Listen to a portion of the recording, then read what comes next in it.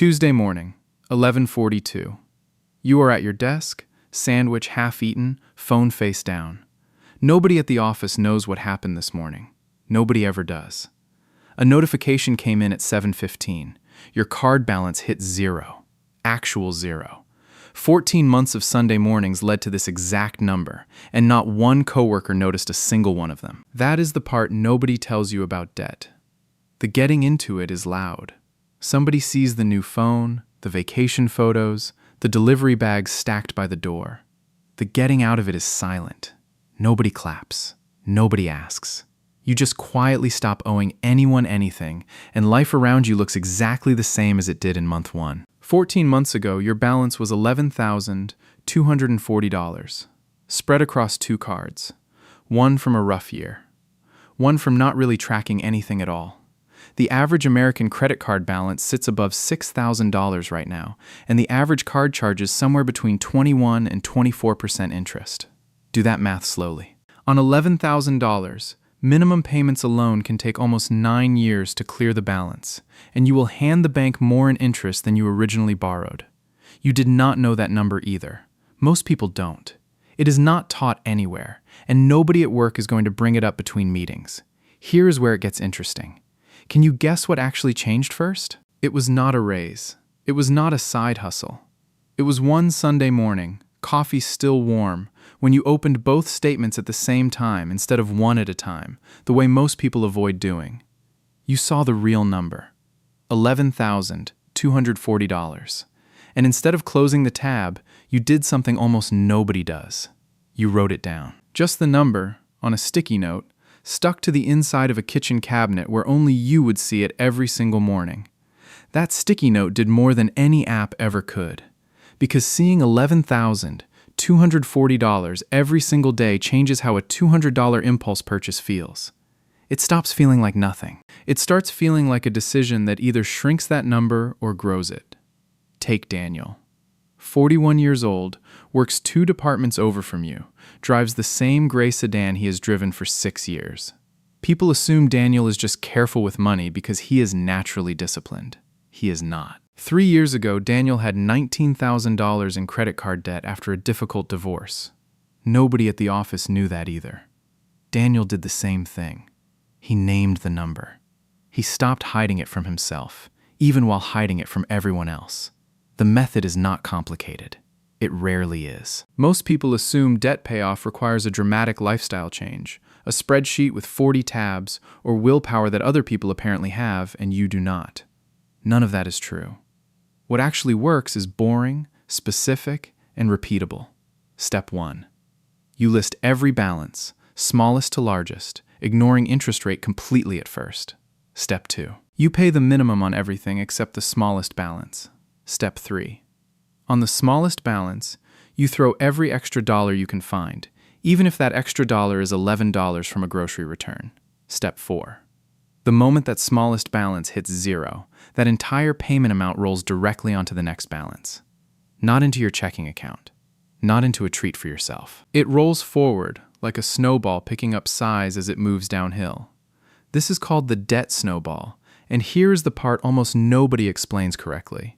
It is not the fastest mathematical method. Paying the highest interest rate first technically saves more money on paper. But the snowball wins in real life because it gives you a win in month 1 instead of month 14, and a win in month 1 is the difference between quitting and continuing. You paid off the smaller $1,100 balance from that math class textbook fiasco in month 2. That felt like nothing at the time. It was not nothing. It was proof the system worked, and proof is what kept you opening that sticky note every morning instead of avoiding it. Wait, because here is where it gets strange. Once that first balance hit zero, the second balance started dropping faster than expected, and it was not because you suddenly started earning more. It was because the payment that used to disappear into card 1 now went straight into card 2, on top of what you were already paying. The same income. A completely different result.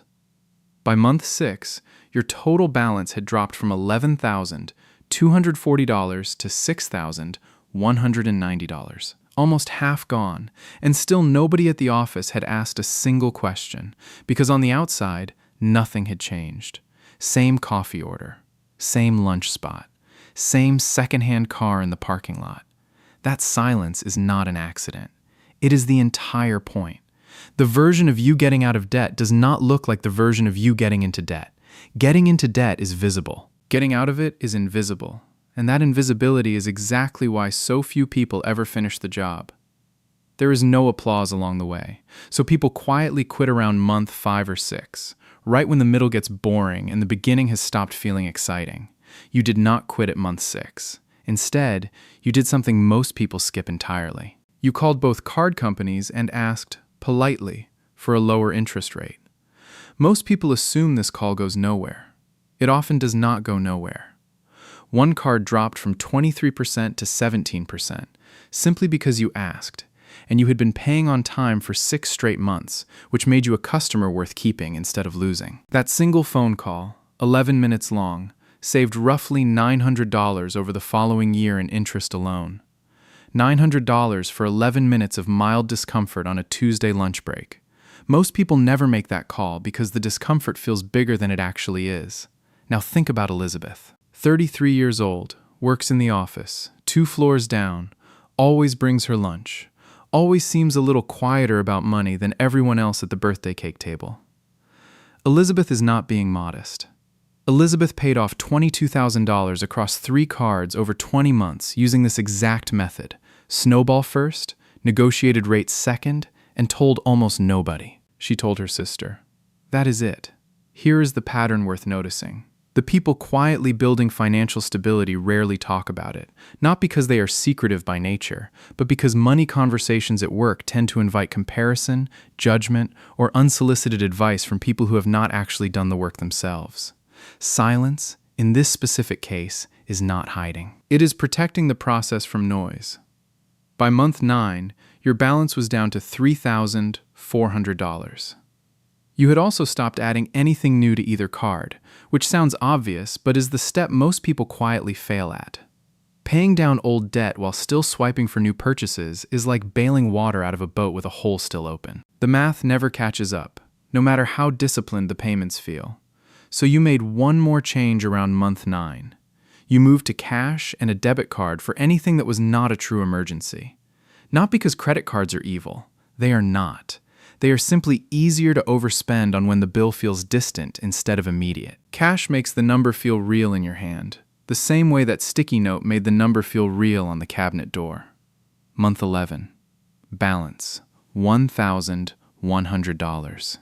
You could feel the finish line now, the way a runner feels the final quarter mile differently than the first 3. The temptation at this stage is not to quit. It is to celebrate early, to book something expensive as a reward before the job is actually finished. You didn't. You kept the sticky note up. Month 12. $600 left. Month 13. $190 left. An amount so small it almost felt like it did not matter anymore. But it mattered completely, because the last dollar owed is not just a dollar. It is the last thread still tying your monthly cash flow to somebody else's interest rate. Then came this Tuesday. 7:15 in the morning, before the coffee had even finished brewing. The notification. Balance, $0. 14 months, start to finish, on an income that never changed, in an office where not one single person noticed anything different about you at all. Here is what almost nobody calculates afterward. That same monthly payment amount, the one you had been sending to credit card companies for 14 months, is now free. If you redirect that exact same dollar amount into a high-yield savings account earning around 4.5%, or into an index fund tracking the S&P 500 at its historical average of about 10.5% per year, the debt payoff was never actually the finish line. It was the starting line for something that compounds instead of something that drains. Take that same payment amount and imagine it moving into an investment account instead of a card statement for the next 20 years. At a conservative 7% average return, a payment in the range of $400 a month becomes well over $200,000 by the time most people reach their early 60s. The debt did not just disappear. It got replaced by a machine that builds instead of one that drains, and almost nobody in your office will ever know that machine exists either, because it is exactly as invisible as the debt was. Daniel knows. He built one 3 years ago, right after his own zero-balance morning. Elizabeth knows. Hers has been running for almost a year now, quietly, the same way everything else about her finances runs. None of you have ever discussed it out loud at work. All three of you know exactly what the other is doing anyway, in the way people who have actually done something hard can usually recognize it in someone else without a single word needing to be said. This is the part most people skip past, because it does not feel like the exciting ending. There is no confetti, no big reveal at the birthday cake table. Just a number that used to say $11,240 and now says 0, and a decision waiting right behind it about what that freed up money becomes next. Because here is the reframe worth sitting with. The version of you from 14 months ago was not lazy or bad with money, or somehow behind everyone else in that office. That version of you simply had not yet written the number down anywhere it couldn't be avoided. Everything that happened after that sticky note went up was mechanical, repeatable, and available to literally anyone reading this right now, regardless of income, regardless of age, regardless of how long the balance has been sitting there. The math does not care how long you've waited. It only cares what happens starting with the next payment. Let's go back to month 3 for a moment, because this is where most people quietly give up without ever telling anyone. Month 3 is boring. The excitement of starting is gone, the finish line is nowhere in sight, and the balance has barely moved compared to month 1. This is exactly where you almost stop checking the sticky note altogether. Almost everyone hits this wall. The difference between finishing and quitting rarely happens at the beginning. It happens somewhere in this exact boring middle stretch, when nothing feels like it is working and everything feels like it will take forever. What got you through month 3 was not motivation. Motivation is unreliable, and anyone telling you to just stay motivated for 14 months is selling you something that does not actually exist. What got you through was the system running on its own, regardless of how you felt on any given Tuesday. The minimum payments were automated. The extra payment toward the smallest balance was automated too, scheduled for the same day your paycheck landed, before you had a chance to spend it on anything else. You removed the decision entirely, and removing the decision is what removed the risk of quitting. Here is a number worth sitting with. If you had instead used the highest interest first method, sometimes called the debt avalanche, the math says you would have saved somewhere around $140 more in total interest over those 14 months. $140 spread across more than a year, in exchange for a slower first win and a much higher chance of quitting somewhere around month 4 or 5. Most personal finance content online will tell you the avalanche method is mathematically superior, and on paper, it is. But paper does not account for the version of you sitting on the couch at 11 at night wondering if any of this is actually working. The Snowball accounts for that version of you. That is the entire reason it works better in practice for most real people, even though it is not the version that wins on a spreadsheet. Now think about grocery spending for a moment, because this matters more than people expect. The average family of 4 in the United States spends somewhere between $950 and $1,100 a month on groceries this year. You did not cut that number in half to pay off debt. You did something smaller and far more sustainable. You moved from 3 grocery trips a week down to 1 planned trip, which alone reduced impulse purchases by roughly $60 a month. Not because you were restricting yourself, but because fewer trips simply meant fewer chances to grab something unplanned near the checkout line. $60 a month does not sound like much on its own. Over 14 months, that alone is $840, redirected entirely toward the smallest balance without ever feeling like a sacrifice, because you never framed it as one. You framed it as one fewer errand in a busy week, which happened to also free up money.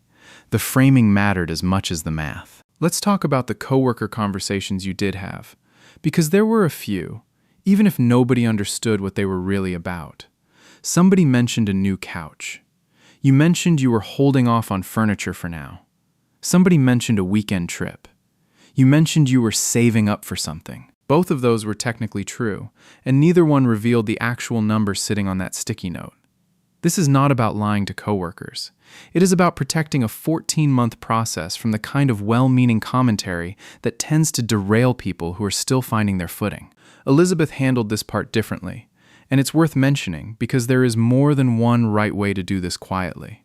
She simply stopped attending the monthly team lunches that cost around $40 each, telling people she preferred bringing her own food for health reasons, which was also partly true.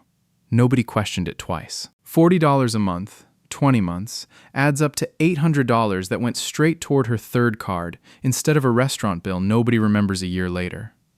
Daniel's version looked different again.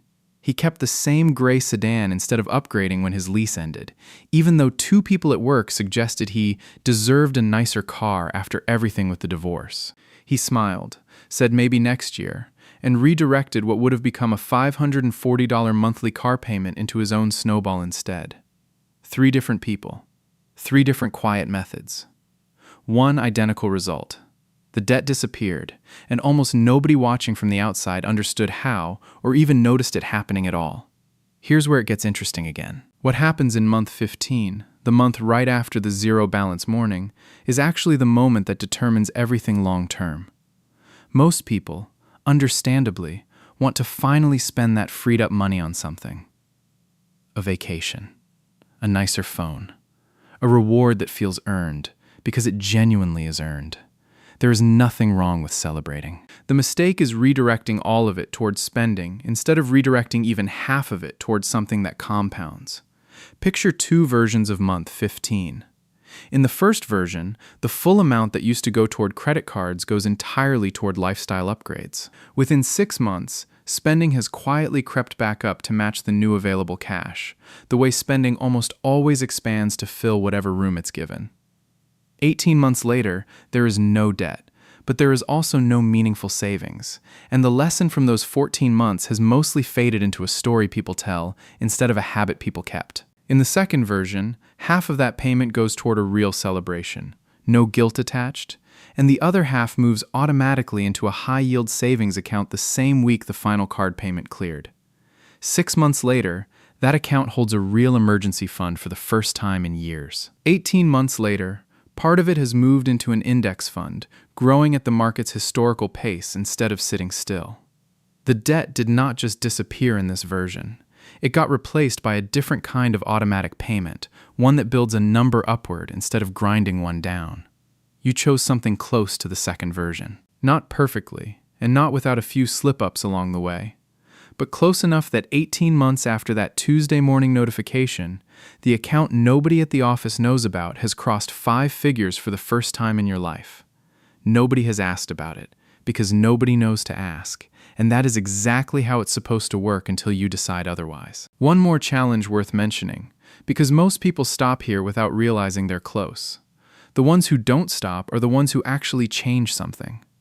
Around month 10, you almost used a small work bonus, about $300, to buy new headphones you had wanted for months. Instead, you sat with the sticky note for 1 extra minute before deciding, and the entire bonus went toward the balance instead. That single decision shaved nearly a full month off the timeline. Small decisions like that one, repeated a dozen times across 14 months, added up to more than any single dramatic sacrifice ever could have. There is one more thing worth saying before this ends, because it's the part that actually matters most.